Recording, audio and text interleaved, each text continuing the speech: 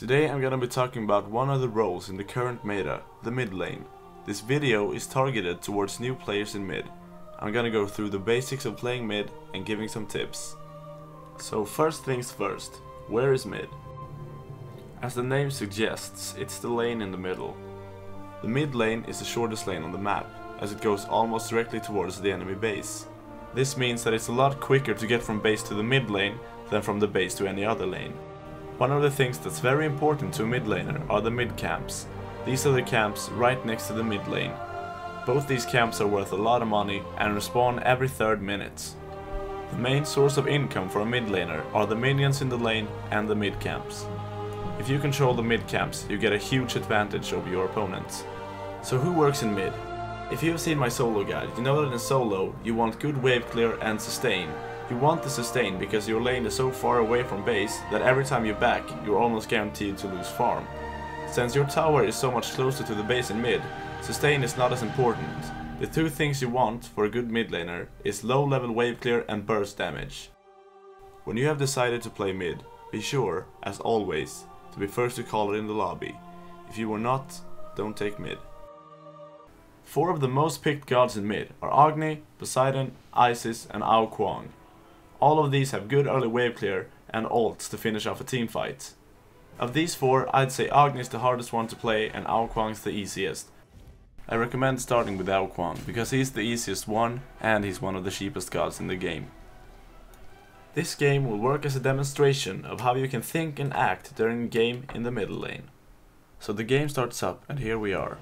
So, number 1, what do you buy? Here are some common starts for the middle lane. The 2 on the left are safe starts and the 2 on the right are stack item rushes. The tiny trinket start has lifesteal and still enough money for mana and health potions. The tiny trinket is cheap, so you can get your shoes quickly afterwards. Leave your tiny trinket unupgraded, at least until your shoes are done.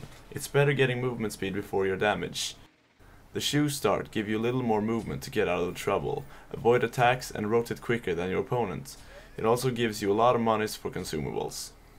The rush start leaves you with no movement, no room for consumables and no lifesteal.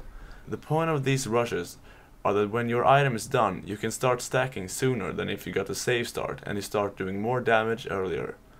You might have to back 1 or 2 times before you can afford the stacking item. If you back, get 2 wards. Your early game, when rushing a stacking item, is all about farming and being safe. So number 2, where do you start? As a mid laner, you always start at the mid camp on your right, regardless of what side you're on. This early in the game, your focus should be killing the minions. If you ever get a chance damaging both your opponent and the enemy minions, go for it. But remember, minions are a priority 1. If you're outclearing your opponent, try attacking them as much as possible. Getting your opponent to low health makes them more gankable and easier to kill. Here's an example of why you should always attack the minions. I go far up in the lane hoping I can bait out Poseidon's abilities. The second he uses them, I start to back off. He now has nothing to kill minions with. This means that when I kill his wave, it will be me and a full wave of minions against Poseidon. I make sure my tornado hits the minions. The fact that I hit Poseidon as well is just a bonus. I make sure to kill all his minions before I go in for the kill. So now he has low health, no minions to help him, no abilities up, and he's up against me and my full minion wave. The second I get my tornado, I just hit him with my squall to slow him and then finish him off.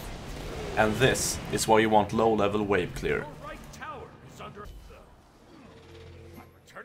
So later I return to base with a little over 1000 gold. The safest purchase would be the Shoes of the Magi step 2. But since I like living dangerously, I start building Book of Thoth instead. And as always, I buy 2 wards. There are 2 common ways to ward mid, offensively and defensively. The blue spots are defensive wards and the red are offensive. Defensive warding lets you be sure that the enemy can't gank you from behind without giving you a couple of seconds to react. Ward defensively if you are dying a lot and are behind the enemy jungler. Offensive warding lets you know when the enemy is going for mid camps and when your lane opponent is going to rotate. Ward offensively when you are even or ahead of your opponent, and if the enemy rotates a lot. Here are some examples of why you need burst damage as a mid laner. So here I am just trading blows with Poseidon. Then for some reason I decided it's time to go ward left. I get pushed into the tower and take a lot of damage. For most characters, this picture means certain death. Even if I do manage to survive the Kraken, Poseidon's right behind me and he has full HP. But the fact that he's faster than me doesn't help him a lot if he's dead. So the only way I'm gonna survive is if I kill him before he kills me. But since all my damaging abilities are up, I turn around, use my 1, 3 and ult combo. And this is one of the reasons you want burst damage in mid, so you can protect yourself with damage every time you get caught out of position. Another reason you need burst damage is because you want every gank in your lane to become a kill. If you have enough burst damage, all you need is a tiny bit of CC and they're dead. It's fairly common that the jungler gives the damage buff to the mid laner. Just make sure that the jungler thinks it's okay. Please? Yes. Thanks. If you are ahead, be more aggressive the later the game goes. But remember, being aggressive also means you need good warding. I see Janus on my left ward and decide to stick around in the lane, since Janus really shouldn't be a problem for me. But then I see Thanatos incoming as well. I don't think I can handle 2v1, especially not with Thanatos' burst damage, so I decide to back off. Had the wards not been there, I'd probably stay way too aggressive and get myself killed. If you're playing mid, be prepared for a lot of action. Always stay on your toes and try to save your ultimate while securing kills or helping in team fights. The next time I get my damage buff, I notice that there's a fight in right lane. I tell Hebo to come help me.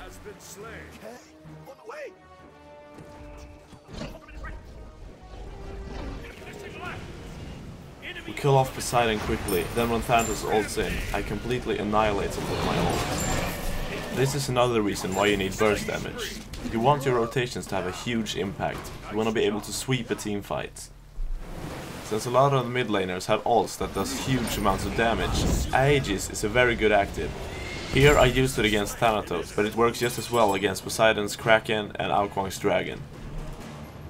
Whenever there's a team fight in the jungle, there's almost no reason for you not to get involved.